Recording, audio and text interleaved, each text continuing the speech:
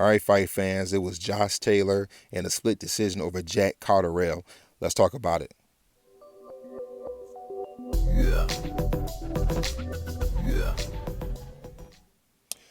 Well, the fight ended up going the distance, which is not what I picked. I did pick Josh Taylor to win, but I picked him by stoppage. I thought that he would stop Jack between the 8th and 10th round. I thought that he would wear him down, and I thought that he would just be too much class, just too much above Jack. And that's not what happened. The fight ends up going the distance, and actually it was Josh who ends up getting knocked down in the fight. I thought it was a pretty decent fight. There was a couple of points taken away. The fight did have quite a bit of grappling here and there. Some people believe that maybe the ref was a little too quick to call some of those points, but hey, that just kind of is what it is. As far as the pros and the cons, let me start with Jack. I give Jack credit for coming in the fight, looking to win the fight and not just be an opponent. See, I love it when I see a fighter not just be an opponent, because we have all seen fights where you know that the guy or the woman, they come into the fight and they know that they're there to be an opponent and they fight that way.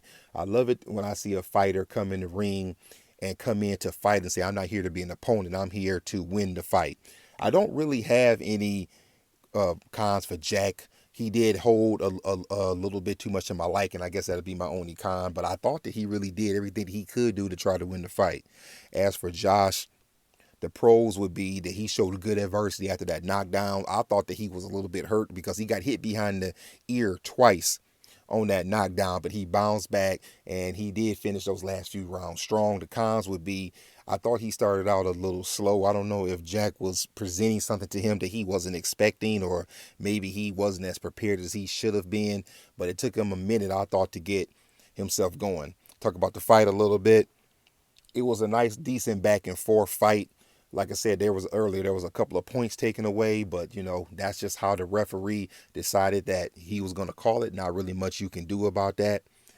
I thought that Josh would have. I thought that Josh was a head above Jack, but it proved that Jack is actually a better fighter than I gave him credit for.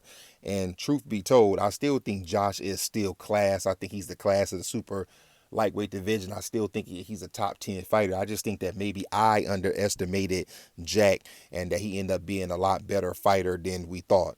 But he didn't get the win. It comes down to a split decision, and Josh Taylor gets to move on from here.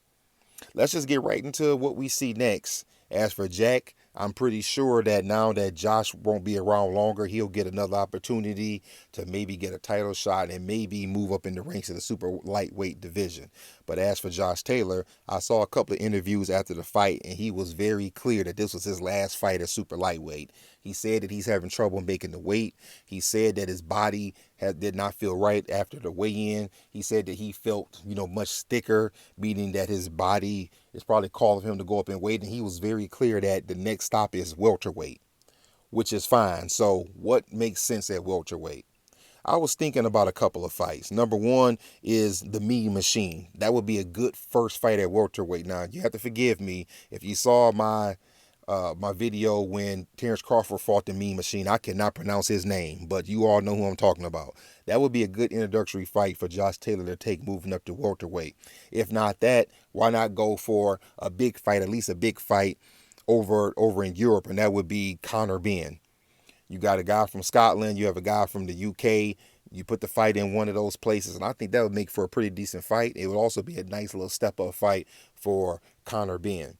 But what about you? Did you enjoy this fight? Did the fight turn out the way you liked? Did you pick Josh Taylor like me? Did you pick him by stoppage or decision? Or is there anybody out there who's listening to this who picked Jack Catterall to win this fight?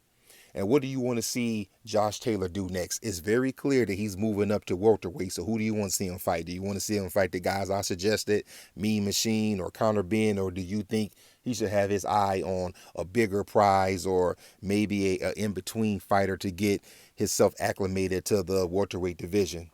Other than that, fight fans, if you haven't already, like and subscribe, and actually give me some comments on what you thought about the fight and what you'd like to see them do next. Other than that, that's all I got. Holla at y'all later.